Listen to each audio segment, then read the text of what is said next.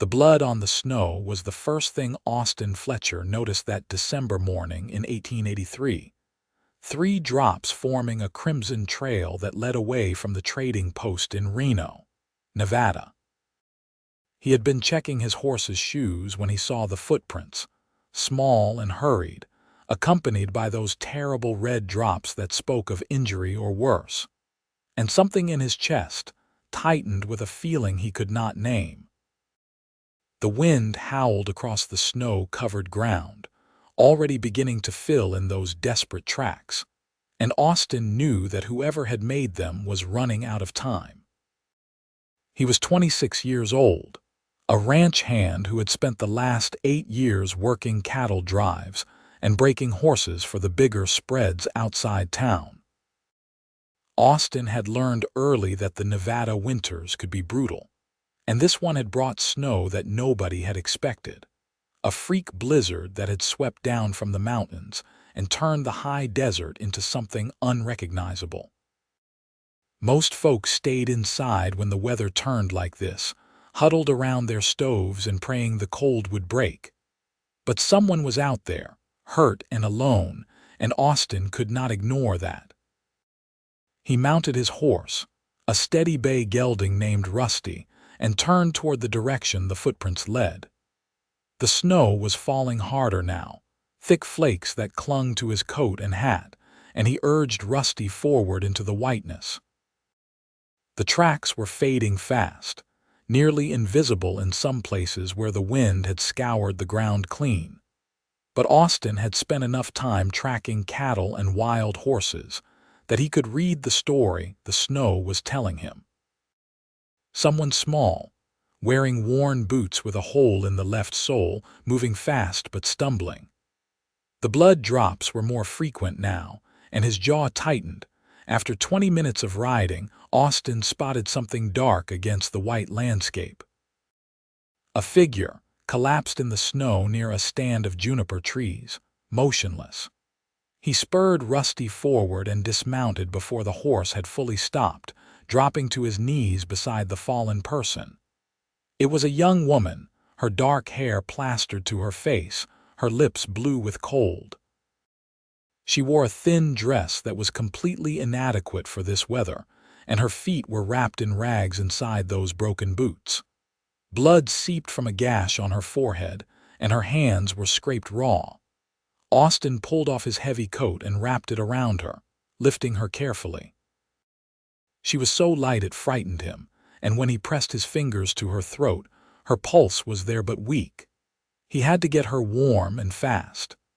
The ranch where he worked was too far, but there was an old line shack about a mile west, a shelter used by ranch hands during spring and fall roundups.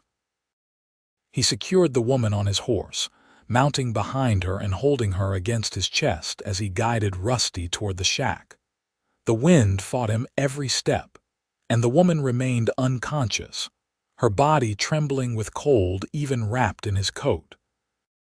Austin talked to her as they rode, not knowing if she could hear but needing to say something. He told her she would be fine, that he had her now, that she just needed to hold on a little longer. His own body was shaking by the time the line shack came into view, a small rough structure that looked like salvation. Austin kicked the door open and carried the woman inside. The shack was barely warmer than outside, but it blocked the wind, and there was a small stove with wood stacked beside it. He laid her on the single bunk and worked fast, building a fire with hands that shook from cold. When the flames caught, he turned his attention back to the woman, removing her wet boots and those pathetic rags, wrapping her feet in his spare shirt. Her dress was soaked, and he knew he needed to get her out of it or she would never warm up.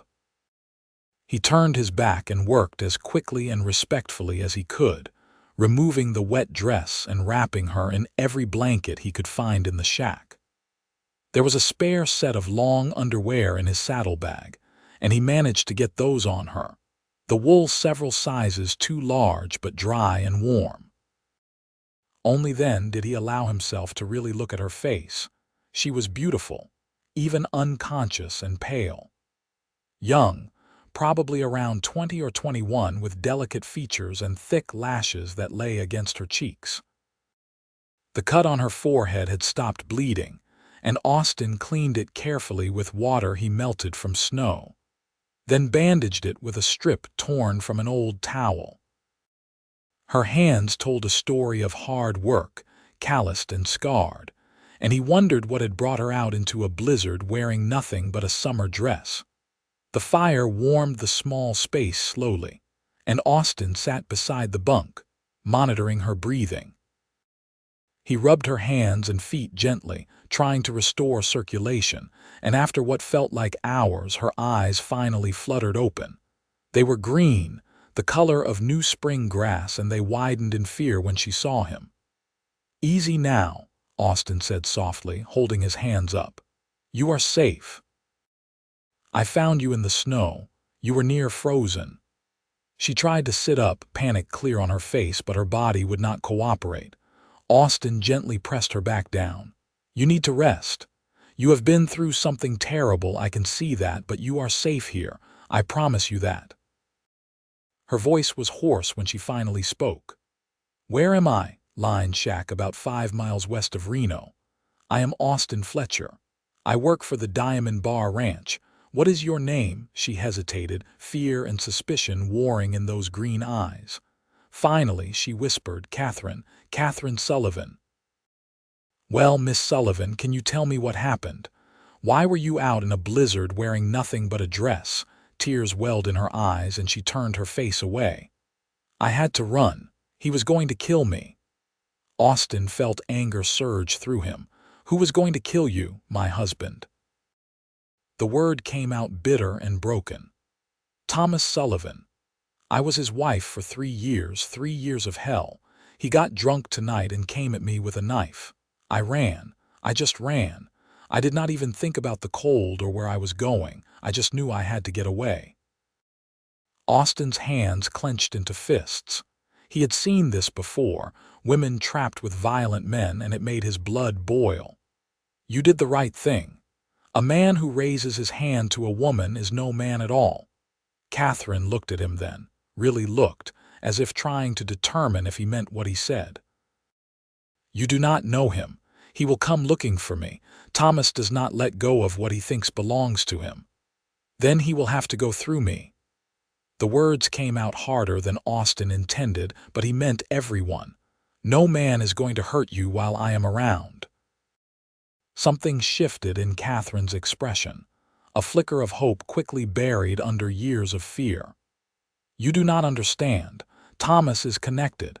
His brother is the sheriff. Nobody in Reno will stand against him." Austin absorbed this information, understanding now why she had run into a blizzard rather than seek help in town. "Then we will figure something else out. But right now, you need to rest and warm up. When the storm passes, we will make a plan." Katherine nodded slowly, exhaustion pulling at her. "Why are you helping me? You do not even know me." "Because it is the right thing to do," Austin said simply. "Now sleep. I will keep watch." She closed her eyes, and Austin saw a single tear slide down her cheek before she drifted off. He added more wood to the fire and settled in to wait out the storm, his mind racing. He had meant what he said about protecting her, but he knew it would not be simple. If Thomas Sullivan's brother was the sheriff, then the law would not help them. They would need to be smart about this. The blizzard raged outside for the rest of that day and through the night. Austin kept the fire going and checked on Katherine regularly. She slept fitfully, whimpering sometimes, and once she cried out, a sound of pure terror that had Austin at her side instantly. He woke her gently, and when she realized where she was, she grabbed his hand like a lifeline. "Sorry," she whispered. "I was dreaming. He was coming for me." "Just a dream," Austin assured her. "You are safe." But she did not let go of his hand, and Austin sat on the edge of the bunk, his thumb unconsciously stroking her knuckles. They stayed like that until she fell back asleep, and even then, Austin did not pull away. There was something about this woman, something that called to something deep in his chest, a feeling he had never experienced before. By morning, the storm had passed, leaving the world buried under 2 feet of fresh snow. Katherine was stronger, able to sit up and drink the coffee Austin made from supplies in the shack. She looked small and vulnerable in his oversized clothes, but there was steel in her eyes that had not been there the day before. "I need to leave Nevada," she said without preamble. "I have an aunt in California, in Sacramento. If I can get there, Thomas cannot touch me." "That is a long journey in winter," Austin said carefully. "Especially with someone looking for you, I know, but I cannot stay here. Please, you have helped me so much already, but I need to ask one more thing. Can you take me to the train station?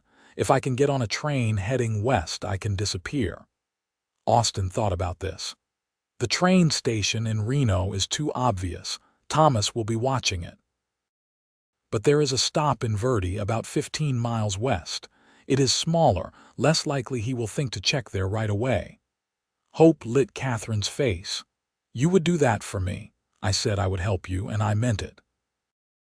Austin hesitated, then added, "But you should know, once we start this, there is no going back. If Thomas or his brother find out I helped you, I will be in trouble too." "I cannot ask you to risk that," Katherine said, but her voice was desperate. "You are not asking, I am offering." Austin met her eyes. "I have never been one to stand by when someone needs help, and something tells me you and I meeting like this, it was not just chance." Katherine's eyes filled with tears again, but this time they were different. "I do not know how to thank you. Stay alive and get somewhere safe. That will be thanks enough." They spent that day in the line shack, waiting for Katherine to regain more strength and for the trails to become passable. Austin rode back to the trading post, which was closer than the ranch, and bought supplies with money he had been saving. He got Katherine proper clothes, a heavy coat and sturdy boots, plus food for the journey. He also asked careful questions, and learned that Thomas Sullivan had indeed been tearing the town apart looking for his wife, claiming she was delirious with fever and needed to be found before she froze. When Austin returned to the shack, he told Katherine what he had learned. Her face paled, but she set her jaw. "He is telling people I am sick, crazy. That is what he always does. Makes me sound like I am the problem." "Anyone who looks at you can see you are neither of those things," Austin said firmly. "Now we need to move tonight. The moon is near full, and we can make good time in the dark. Less chance of being spotted." They set out as soon as the sun went down, Austin on Rusty and Katherine on a horse he had bought from a rancher on his way back, a sturdy mare named Dove. The night was bitterly cold but clear, the snow reflecting the moonlight and making the landscape almost bright as day. They rode in silence, both watching for any sign of pursuit, but the night remained empty except for them. It took them most of the night to reach Verde, a small settlement clustered around the railroad tracks. They arrived just before dawn, and Austin stabled the horses at a livery, paying the owner extra to keep quiet about them. The next train heading west was not due until late afternoon, which meant they had to hide for the day. There was a small boarding house run by a widow named Mrs. Chen, a Chinese woman whose husband had worked on the railroad. She took one look at Katherine's bruised face, still visible despite Austin's care, and asked no questions, just showed them to a room at the back of the house where they could wait unseen. "You are doing good thing," Mrs. Chen said to Austin in accented English. "Bad men think they own women. But women are not property." "No, they are not," Austin agreed, grateful for her help. The day passed slowly. Katherine was nervous, jumping at every sound, and Austin tried to keep her calm by talking. He told her about growing up in Texas, about how his parents had died when he was 18 and he had come west looking for work. He told her about the cattle drives, about sleeping under stars so thick they looked like silver dust, about horses he had trained and friends he had made. Katherine listened, and slowly she began to talk too. She told him about growing up in Carson City, about how her parents had died in a fire when she was 17. Thomas Sullivan had seemed kind at first, offering her work in his store, and when he proposed marriage 6 months later, she had said yes because she had nowhere else to go. But the kindness had been an act, and once they were married, Thomas had shown his true nature. "He wanted to own me," Katherine said, her voice flat. "Everything I did, everywhere I went, who I talked to, all of it had to be controlled by him. And if I stepped out of line even a little, he would punish me. It started with words, then pushing, then hitting. I tried to leave twice before. The first time his brother dragged me back and told me I was being hysterical. The second time, Thomas broke my arm." Austin felt sick listening to this, rage and sorrow mixing in his chest. "You should never have had to endure that. No one should." "I know that now," Katherine said softly. "But when you are in it, when someone is telling you every day that you are worthless, that you are the problem, you start to believe it. It took me a long time to realize that the voice in my head telling me I deserved it was really his voice, not mine." "You never deserved any of it," Austin said fiercely. "You hear me? Not one bit of it." Katherine looked at him, and something in her expression made Austin's heart skip. "I believe you," she whispered. The train whistle sounded in the late afternoon, and they made their way to the station. Austin bought Katherine a ticket to Sacramento, and they stood on the platform, the moment of parting suddenly real and immediate. Katherine looked up at him, and Austin saw his own feelings reflected in her eyes, a connection that had formed fast but felt unshakable. "Come with me," Katherine said suddenly. "Please, Austin. I know we have only known each other for 2 days, but I feel like I have known you my whole life. Come with me to California." Austin wanted to say yes more than he had wanted anything in his life. But he thought about his job, his obligations, the horse he had left at the livery. "I cannot just leave. I have responsibilities." "I know." Katherine's eyes filled with tears. "I am sorry. That was selfish of me. You have already given me so much." The train was boarding, steam hissing from the engine. Austin made a decision that surprised even him. "Wait for me in Sacramento. Your aunt's place, you said." "Yes, Mary Sullivan on J Street. But Austin, I cannot ask you to follow me. You have your own life." "You are not asking, I am choosing." Austin took her hands. "Give me 2 weeks to settle my affairs here, to collect my pay and make sure there are no loose ends. Then I will come find you, if you still want me to." "If I still want you to," Katherine laughed, the sound broken and beautiful. "Austin Fletcher, I do not think I will ever stop wanting you to." The conductor called final boarding, and Katherine had to go. Austin helped her onto the train, and they stood there, hands clasped through the window. 2 weeks, Austin said. "I promise."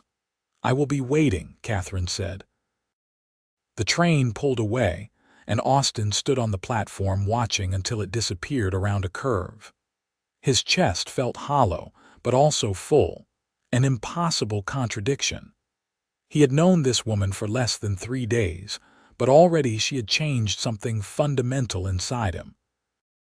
He had spent years drifting, working jobs and moving on, never putting down roots.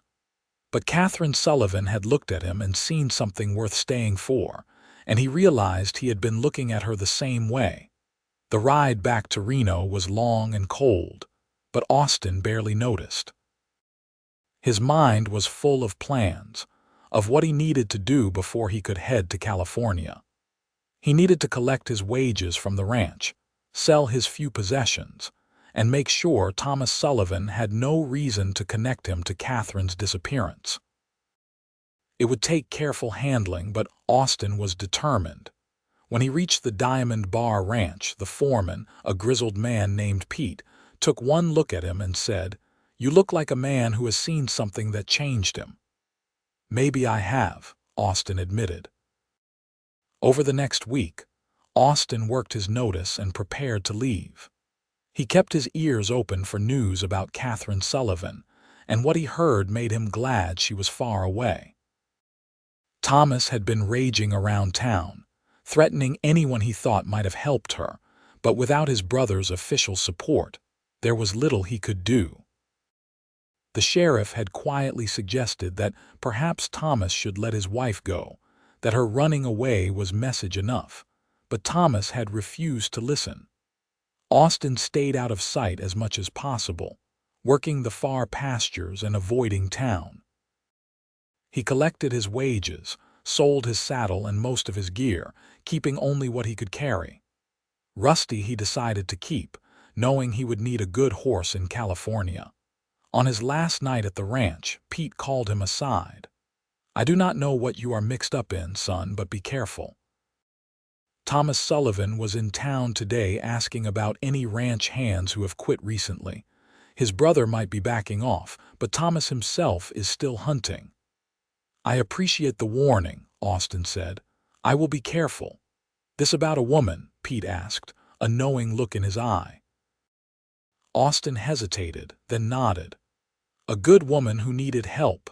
Then you do what you need to do, but watch your back." Austin left before dawn the next morning, riding west with everything he owned packed on Rusty's back. He took the long route, avoiding main roads and towns, traveling through the mountains where the snow was still thick. It added days to his journey, but it kept him invisible, and that was worth the extra time. California in January was a revelation after Nevada's winter. The valleys were green, the air warm and scented with growing things. Austin followed the Sacramento River north, and 12 days after leaving Reno, he rode into Sacramento, tired and dusty but hopeful. Finding J Street was easy, and he asked at a general store for Mary Sullivan's house.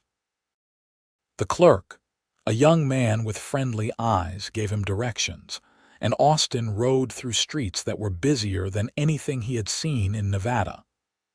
Sacramento was a real city, with brick buildings and crowds and the constant sound of activity.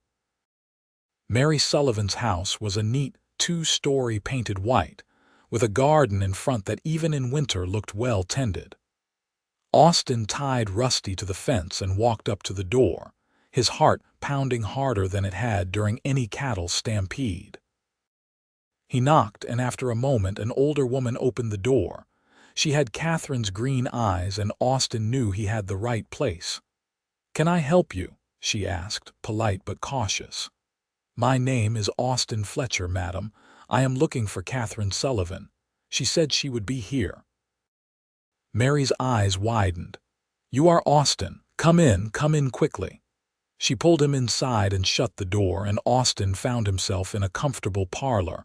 "Is Katherine all right?" he asked immediately. "She is more than all right. She has been watching for you for days." "Katherine." Mary called up the stairs. "You have a visitor." Austin heard quick footsteps, and then Katherine appeared at the top of the stairs. She was wearing a simple dress of blue cotton, her hair loose around her shoulders, and the bruises on her face had faded to faint shadows. She looked healthy and rested and beautiful, and when she saw Austin, her face lit up with a joy so pure it took his breath away. "You came," she said, her voice breaking. "I promised I would," Austin said. Katherine flew down the stairs and into his arms, and Austin held her, feeling something click into place in his chest. This was what he had been searching for without knowing it. This woman, this feeling, this sense of coming home. Mary discreetly left the room, and Austin and Katherine stood there, holding each other. Finally, Katherine pulled back enough to look up at him. "I was so worried. I thought maybe you would change your mind, or that Thomas would find you, or 100 other things." "Nothing could have kept me away," Austin said. "I told you what we have. It is not chance. It is destiny." Katherine touched his face, her fingers gentle. I have spent the last 2 weeks trying to understand how I can feel this way about someone I barely know. But Aunt Mary said sometimes the heart just knows and you have to trust it. Your aunt sounds like a wise woman. She is. She has been helping me think about what comes next. I want to get my marriage to Thomas annulled, Austin. I want to be free of him completely. Aunt Mary knows a lawyer who thinks we have a good case because of the abuse, because I had to flee for my life. It will take time, but I want to do it right. I think that is smart, Austin said, and I will be here for however long it takes. You need to find work. I cannot ask you to just wait around while the legal things get sorted out.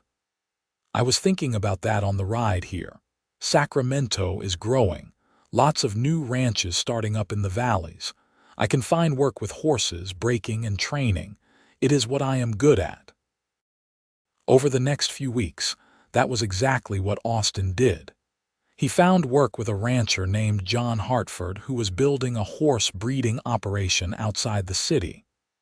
The pay was good, and John gave Austin a cabin on the property to live in.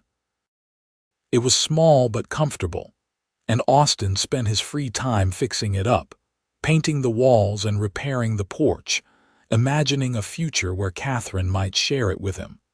Katherine filed for annulment, and the process was exactly as complicated as her aunt had warned.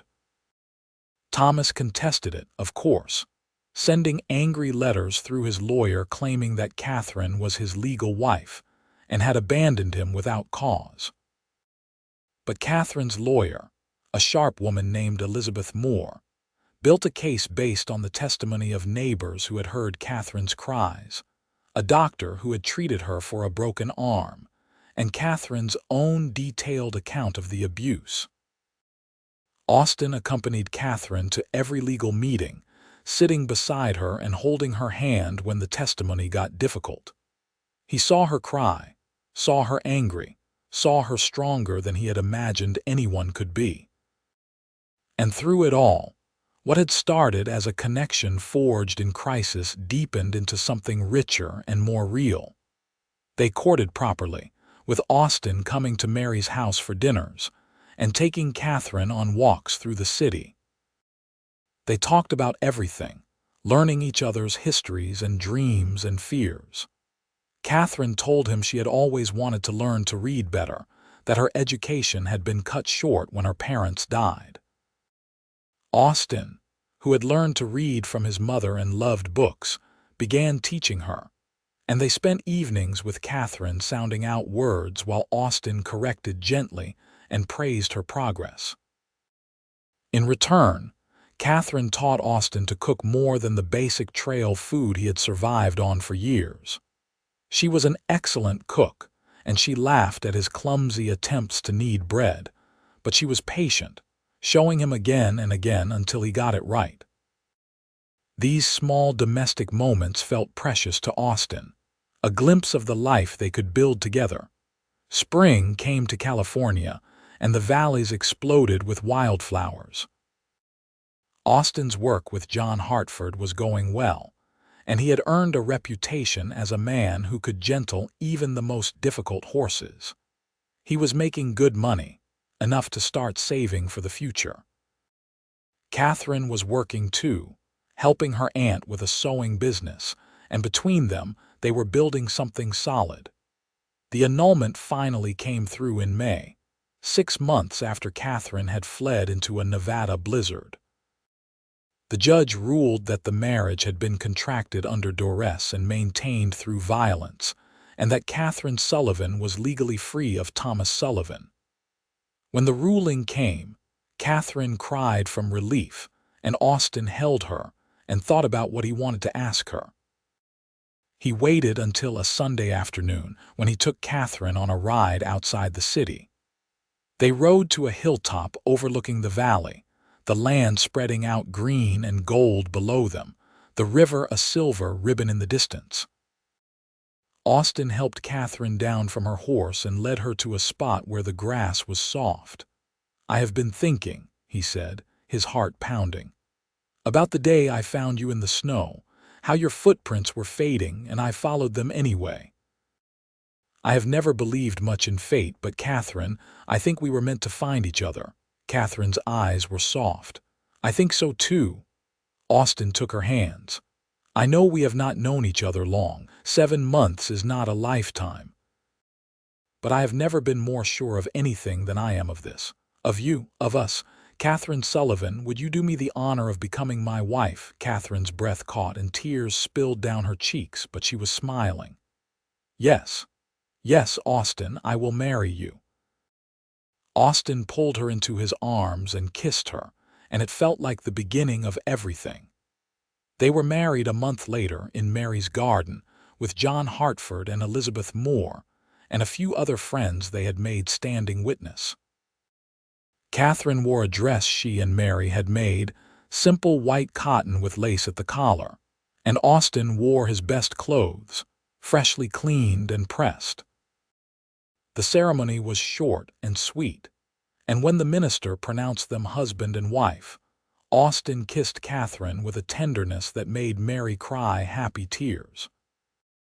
They had a small celebration afterward, with food and music and laughter, and when evening came, Austin took Katherine to the cabin he had prepared for her.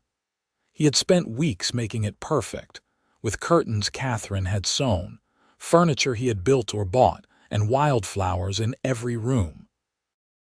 Katherine walked through it with wonder on her face, touching things gently as if she could not quite believe they were real. "This is ours," she asked. "This is ours," Austin confirmed. "Our home, Katherine, for as long as we want it." That night they made love for the first time, and it was nothing like Katherine had feared. Austin was gentle and patient, attentive to her needs, and when she tensed with old memories, he stopped and held her until she felt safe again. They learned each other slowly, and what could have been awkward became beautiful, a physical expression of the love and trust they had built. Their first year of marriage was full of adjustments and joy. Katherine moved into the cabin, and they settled into a rhythm of daily life. Austin worked with the horses, and Katherine took on more sewing work, her reputation for fine stitching spreading. They saved money carefully, with a goal of eventually buying their own piece of land. There were challenges, too. Katherine sometimes woke from nightmares, screaming Thomas's name, and Austin would hold her until the fear passed. She struggled with trusting her own judgment, years of abuse having taught her to doubt herself. But Austin was endlessly patient, encouraging her to speak her mind and make decisions, showing her that her voice mattered. And slowly, Katherine healed. She grew confident, her laugh coming more easily, her shoulders straightening. She learned to read well enough to get through newspapers and simple books, and Austin would often come home to find her curled up with a dime novel, completely absorbed. He loved seeing her like this, free and happy and whole. A year and a half after their wedding, Katherine told Austin she was pregnant. He was overjoyed, spinning her around the cabin and kissing her until they were both dizzy. They spent the months of her pregnancy preparing, with Austin building a cradle and Katherine sewing tiny clothes. Mary visited often, offering advice and support, and Austin found himself grateful for this extended family he had gained. Their son was born on a cold January night in 1886, almost exactly 3 years after Austin had found Katherine in the snow. The labor was long and difficult, and Austin paced outside the bedroom where Mary and a midwife attended Katherine, praying more fervently than he ever had. When the baby's cry finally sounded, Austin burst into the room to find Katherine exhausted but glowing, holding a red-faced infant with a shock of dark hair. "Meet your son," Katherine said softly.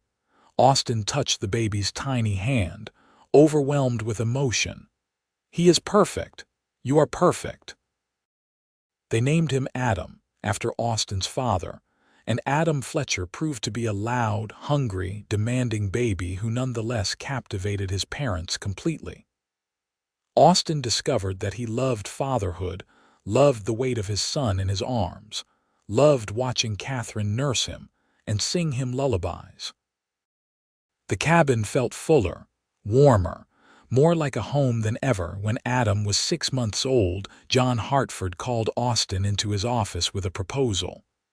"You have been with me for 3 years now," John said, "and you are the best horseman I have ever employed. I am expanding operations, and I need someone to manage the training program. It would mean more responsibility, but also more pay and a percentage of the profits." Austin accepted, and the increase in income meant they could finally start looking for land of their own. They found 20 acres about 10 miles outside Sacramento, with a creek running through it and good grazing. There was a small house already on the property, bigger than the cabin and in need of work, but with good bones. They bought it in the spring of 1887, using their savings and a loan from John Hartford that Austin was determined to pay back quickly. Moving to their own land felt momentous. Katherine cried when she walked through the house for the first time, and Austin understood.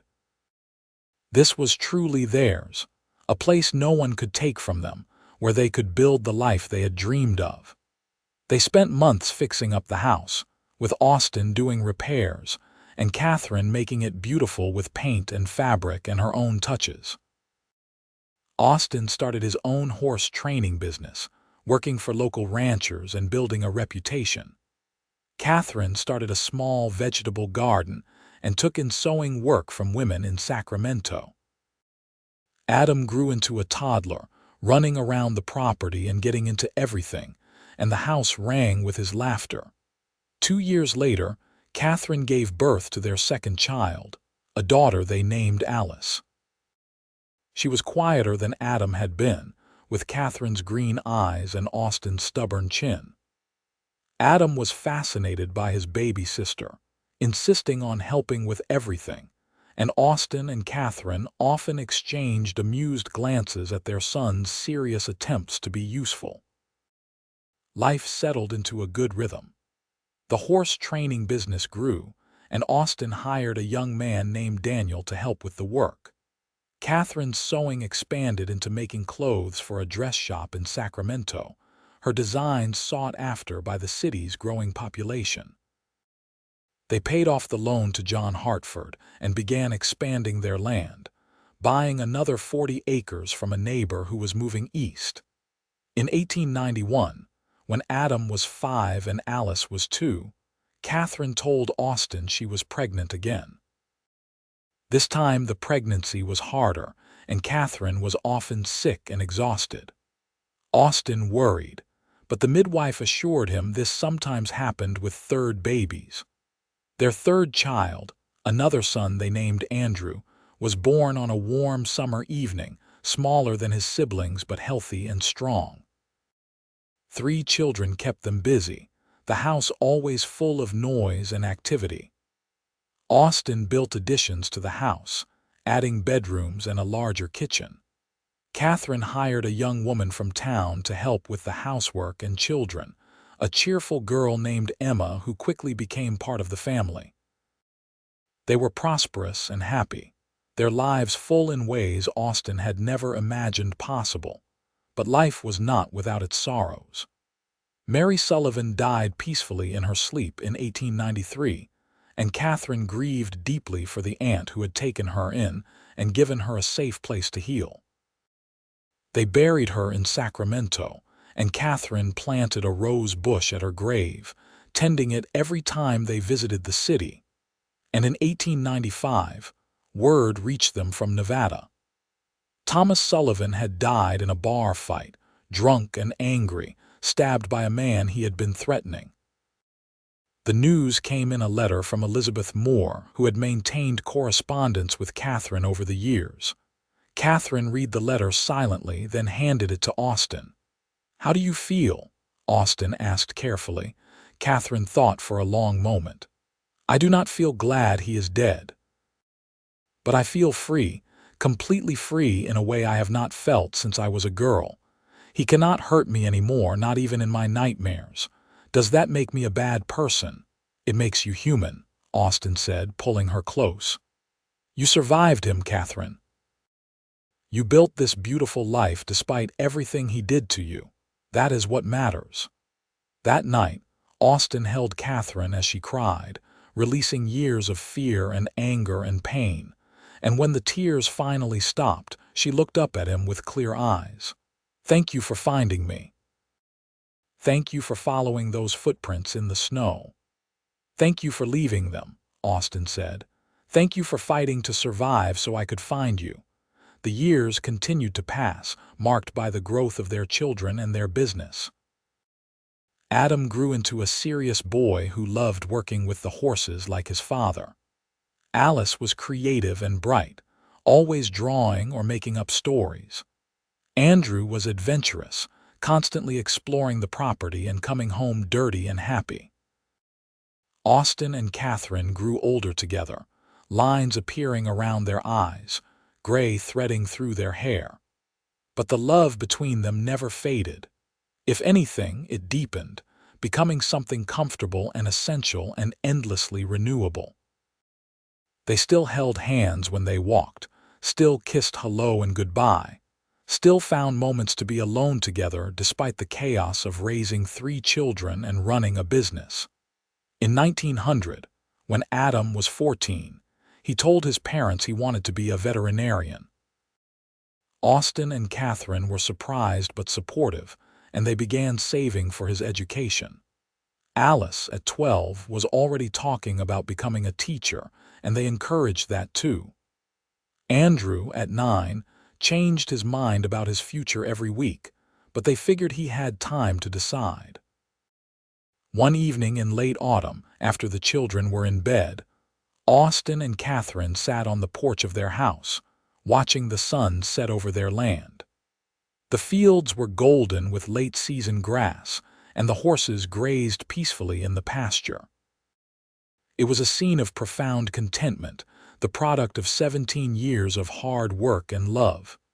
"Do you ever think about that day?" Katherine asked. "The day you found me." "All the time," Austin admitted. "I think about how close I came to not following those footprints. I almost did not, you know. I almost decided it was too dangerous, that whoever was out there was not my problem. But something made me go, some feeling I could not ignore." "I am glad you listened to that feeling," Katherine said softly. "I was so scared that day. I thought I was going to die in the snow. And then you were there, and everything changed." Austin pulled her close, and they sat in comfortable silence, watching the stars emerge.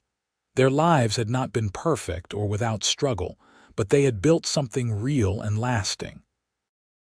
Their children were healthy and happy, their business was thriving, and they had each other.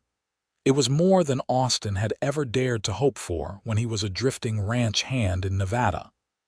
"I love you," he said, the words simple but weighted with years of meaning. "I love you too," Katherine replied, "always and forever." The years rolled on, bringing new joys and challenges.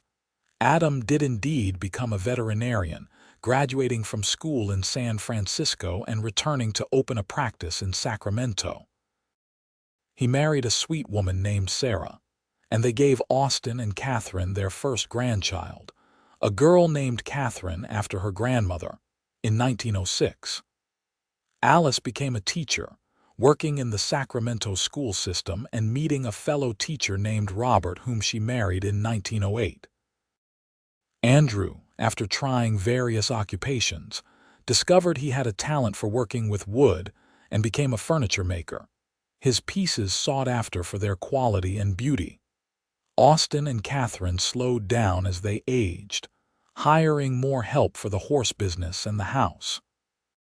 But they remained active, Austin still training horses into his 60s, Katherine still sewing and tending her garden. They had built a legacy, not just in property and business, but in the family they had created, the children and grandchildren who filled their house with noise and love during holidays and visits. In 1915, on a warm June day, Austin and Katherine celebrated their 40th wedding anniversary. Their children threw them a party on the property, with food and music, and 3 generations gathered to honor them. Speeches were made, stories were told, and Austin and Katherine danced together under the trees, moving slowly but still in perfect harmony.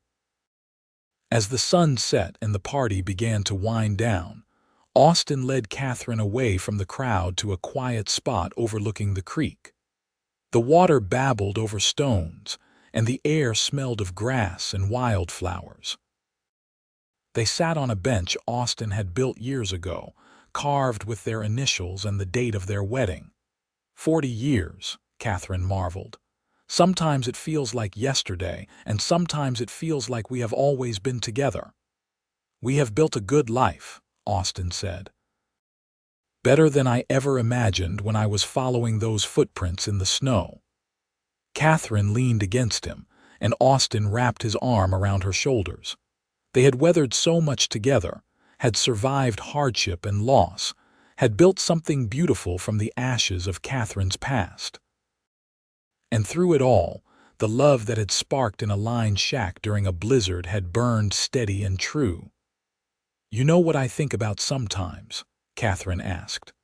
"I think about the girl I was before Thomas, before the abuse. I lost her for so long, and I thought she was gone forever. But you helped me find her again, Austin. You gave me back myself." "You did that on your own," Austin said gently. "I just gave you a safe place to heal. The strength was always yours." "Maybe," Katherine allowed, "but you believed in me when I could not believe in myself. You saw me, really saw me, when I felt invisible. That made all the difference." They sat in peaceful silence as darkness fell and the stars emerged, the same stars that had witnessed the beginning of their story so many years ago. They were old now, their bodies showing the wear of decades, but their hearts were as entwined as ever. They had found each other in the most unlikely way, in a blizzard in Nevada, and they had built a love that had lasted a lifetime. In the distance, they could hear their children calling for them and the laughter of their grandchildren. But for a moment more they stayed where they were, 2 people who had found each other against all odds and had never let go. "Ready to go back?" Austin asked finally. "Ready," Katherine said. They stood slowly, Austin offering his arm and Katherine taking it with a smile. Together they walked back toward the house, toward the warmth and light and family that awaited them. Their footprints in the grass would fade by morning, but the path they had walked together would endure, a testament to a love that had begun with footprints fading in snow, and a cowboy brave enough to follow them into destiny.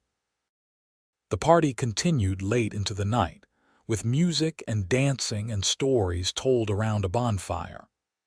Austin and Katherine sat surrounded by their children and grandchildren, watching the firelight dance on familiar faces. Adam told the story of how his parents met, a tale he had heard countless times but that never got old. The grandchildren listened with wide eyes, amazed that their gentle grandparents had once been young people in desperate circumstances. "And that is why," Adam concluded, "you should never give up hope, because you never know when someone is going to come along and change your whole life." Austin caught Katherine's eye across the fire, and they smiled at each other with the understanding that came from 40 years of marriage. They had changed each other's lives, had saved each other in ways both obvious and subtle. Katherine had given Austin a reason to stop drifting and build roots. Austin had given Katherine safety and love, and the freedom to become who she was meant to be. As the fire burned low and people began to drift toward their homes, or the guest rooms Austin and Katherine had prepared, the couple remained, the last one sitting by the embers. The night was warm and full of cricket song, and above them the Milky Way stretched across the sky like a river of light. "I would do it all again," Katherine said suddenly. "Every hard moment, every painful memory, I would endure it all again to end up here with you, with our family." "I know what you mean," Austin said. "Though I wish you had not had to suffer. I wish I could have found you sooner." "You found me exactly when I needed you," Katherine said firmly. "Not a moment too soon or too late. Perfect timing." Austin pulled her close, and they sat under the stars until the fire died completely. Then they walked hand in hand back to the house, to the bedroom they had shared for decades, and fell asleep tangled together as they had every night since they married. The remaining years passed gently. Austin and Katherine settled into the rhythm of elderly life, their days quieter but no less full. They were blessed with more grandchildren, with the joy of watching their family tree grow and spread. They faced the losses that come with age, the deaths of friends and contemporaries, but they faced them together, each one leaning on the other when grief hit hard. In 1923, on a crisp autumn morning, Austin woke to find Katherine still asleep beside him, her face peaceful in the early light. He lay there watching her, this woman who had been his partner and love for nearly 50 years, and felt a wave of gratitude so intense it brought tears to his eyes. They had been so lucky, had been given so much time together when their beginning had been so precarious. Katherine's eyes fluttered open and she smiled at him. "Good morning, my love." "Good morning," Austin said. "I was just thinking how beautiful you are." Katherine laughed, the sound still capable of making Austin's heart skip. "I am 70 years old and my hair is completely gray." "You need spectacles, old man." "I see you perfectly," Austin insisted. "And you have never been more beautiful to me." They rose slowly, their joints protesting, and made their way to the kitchen. The house was quiet, as it usually was now that it was just the two of them. Their children visited often, and the grandchildren came for summers and holidays, but most days it was just Austin and Katherine, and that was fine with them. They had learned long ago that the best company they could have was each other. They spent that day doing the small tasks that filled their time now. Austin checked on the horses, though they employed a young man to handle most of the training now. Katherine worked in her garden, the fall vegetables ready for harvest. They ate lunch together on the porch, sharing the simple meal and comfortable conversation of people who knew each other completely. As the years advanced, they slowed further but remained active and engaged with life. They celebrated their 50th wedding anniversary in 1925 with another gathering of family, this time including great-grandchildren as well.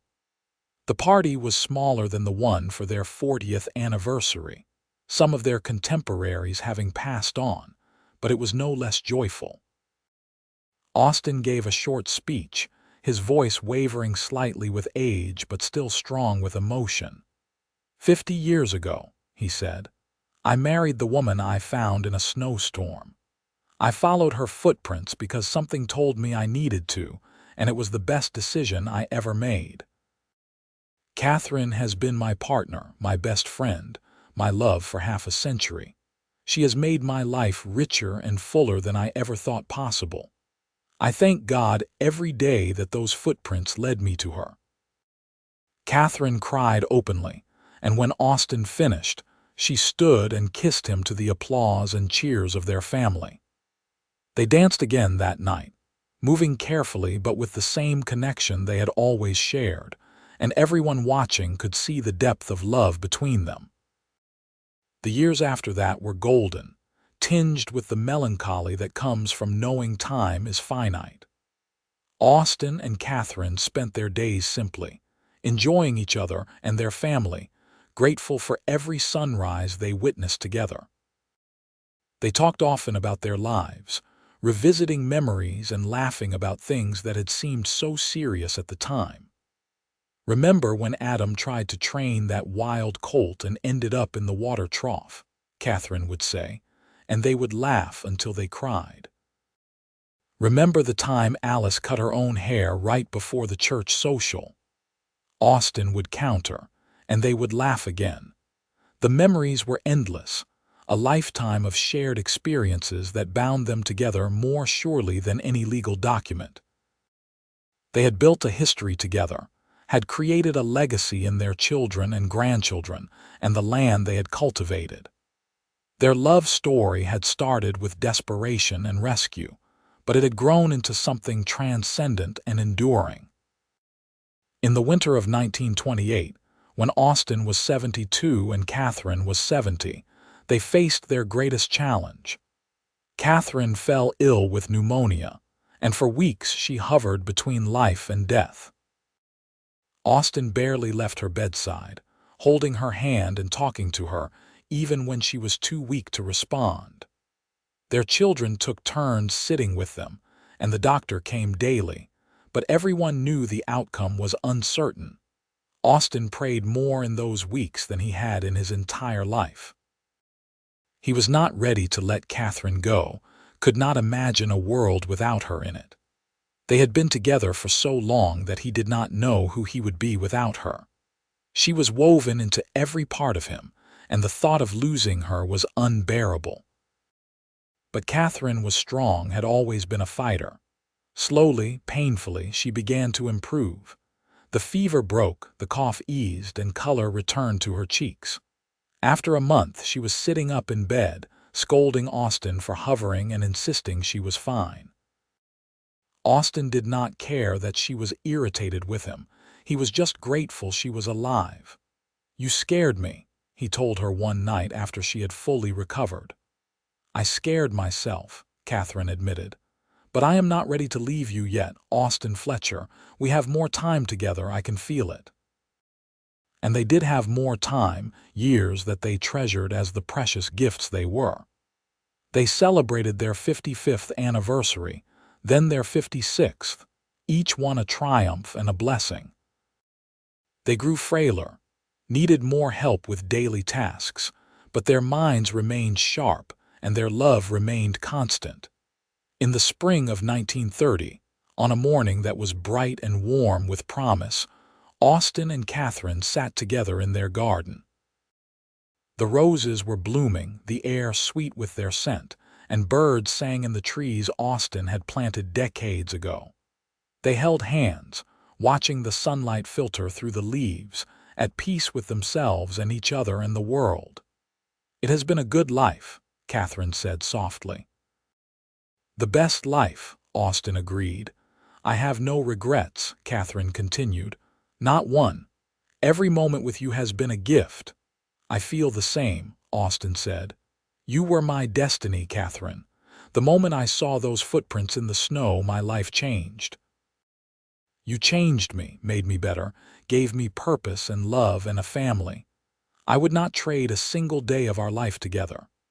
They sat in silence, the comfortable quiet of two souls in perfect harmony. They had weathered storms, both literal and metaphorical, had faced challenges and celebrated triumphs, had built a life from nothing but determination and love. And now, in the twilight of their years, they could look back with satisfaction and forward with hope. Their children and grandchildren and great-grandchildren visited often, filling the house with noise and energy that Austin and Katherine loved even as it tired them. The family they had created was strong and loving, carrying forward the values Austin and Katherine had instilled. Adam was a respected veterinarian, Alice a beloved teacher, Andrew a successful craftsman. Each had married well and raised good children, and those children were doing the same. The legacy Austin and Katherine left was not just in property or money, though they had accumulated both through years of hard work. Their real legacy was in the love they had modeled, the proof that even the hardest beginnings could lead to beautiful endings. They had shown their family that love was a choice made every day. That partnership meant supporting each other through everything. That building a life together was the greatest adventure of all. One evening in late summer, as the sun set in brilliant shades of orange and gold, Austin and Katherine sat on their porch for the last time together. They did not know it was the last time, but perhaps some part of them sensed it. They talked about their children, about the grandchildren and great-grandchildren who were their joy. They talked about the land, about the changes they had seen over the decades, and they talked about love, about how blessed they had been to find each other. "I would wait for you in every lifetime," Katherine said, her voice soft but certain. "No matter how long it took, I would wait. And I would always find you," Austin promised. "Always follow the trail that led to you. You are my destiny, Katherine, now and forever." They kissed as the sun disappeared below the horizon. Two old people who had loved each other for more than 50 years and would love each other beyond the bounds of time. That night, they fell asleep in their bed, wrapped in each other's arms, and when morning came, they woke together to another day, another gift, another chance to love each other well. Austin Fletcher passed away peacefully in his sleep in the winter of 1932, at the age of 76. Katherine held his hand as he took his last breath, and she felt not just grief but gratitude for the life they had shared. They had been given 57 years together, decades that felt both impossibly long and far too short.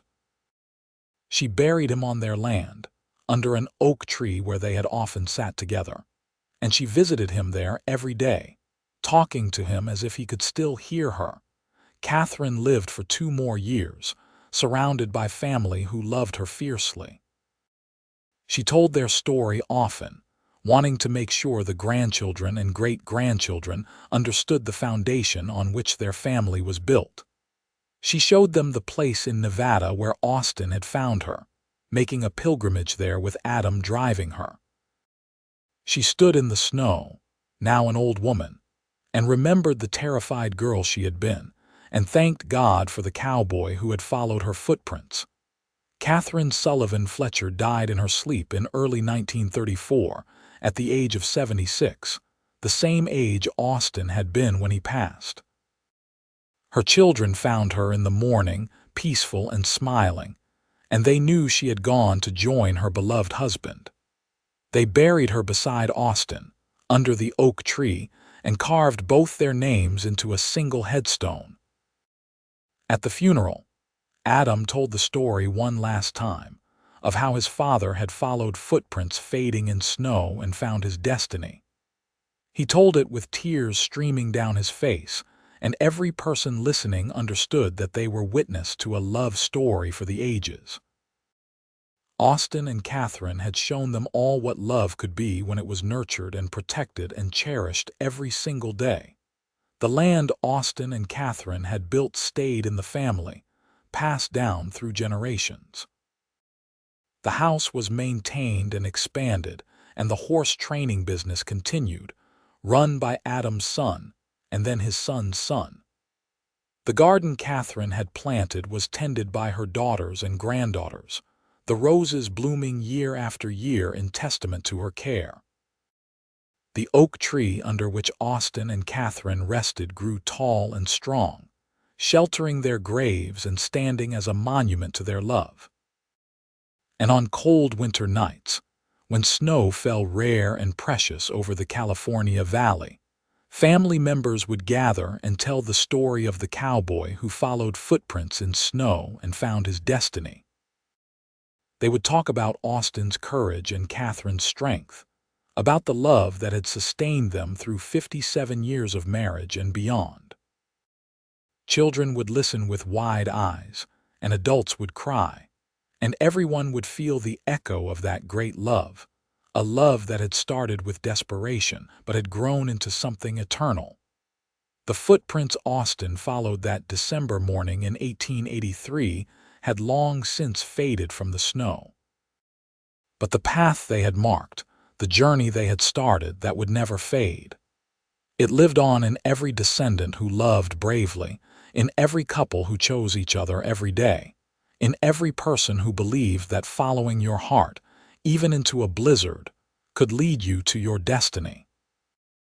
Austin and Katherine's story became family legend, then local history, a tale told and retold until it took on the quality of myth. But at its heart, it remained beautifully simple. A cowboy saw footprints fading in snow, he followed them, and he found the woman who would become his whole world. He saved her life, and she gave him a reason to live. Together they built a legacy of love that would endure long after their footprints had faded, proof that sometimes destiny is found in the most unlikely places, in the most desperate moments, and that following your heart into the unknown can lead you exactly where you are meant to be.